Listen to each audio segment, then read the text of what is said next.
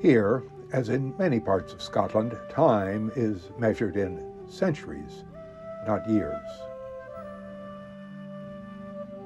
Along the beautiful River Tay in the Scottish Highlands, at the village of Dunkeld,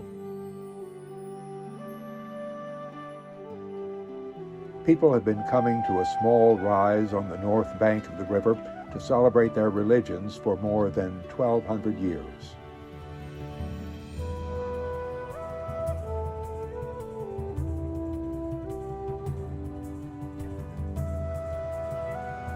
Construction of the cathedral, which occupies the site now, began in the 1200s and took 300 more years to complete.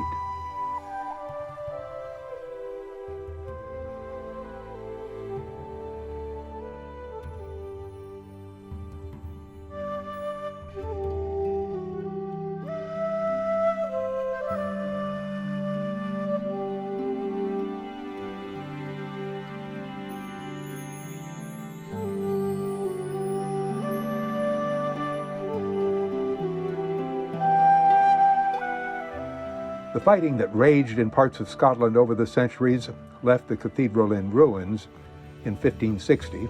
It was restored in the early 1600s, but ruined again in the Battle of Dunkeld in 1689.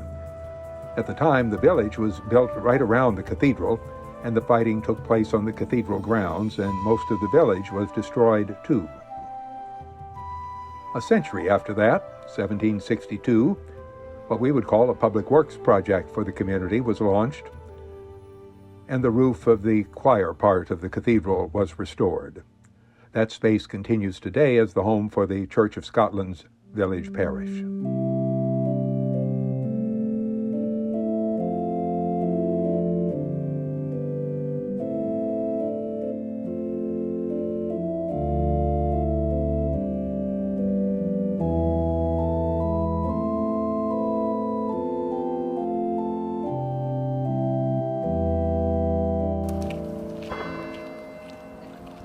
The cathedral's bell tower was not part of the original plan for the building. It was added in the 1500s. Its bells ring important times of the day.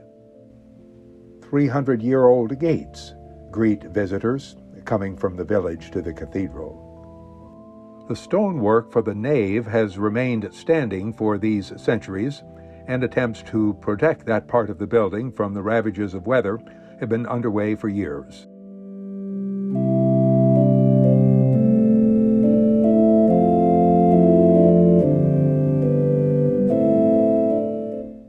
The grounds around the cathedral welcome visitors.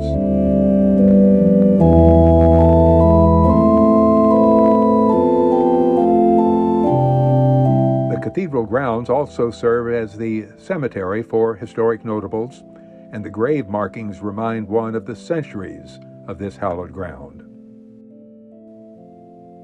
An addition on the north side of the cathedral houses a small museum with notes of history and artifacts from past centuries.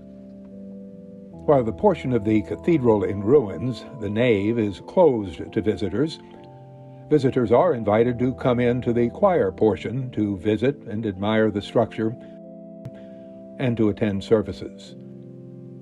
During one's visit, one will see tasteful invitations to support the conservation work. Our connection to the cathedral began when we made a trip to Scotland to celebrate our 40th wedding anniversary. It was the first of many trips. 10 years later, for our 50th, separate trips for each of our granddaughters. The pastor and the congregation welcomed us, as they would you if your journey takes you to the village of Dunkeld in this century, or perhaps the next one.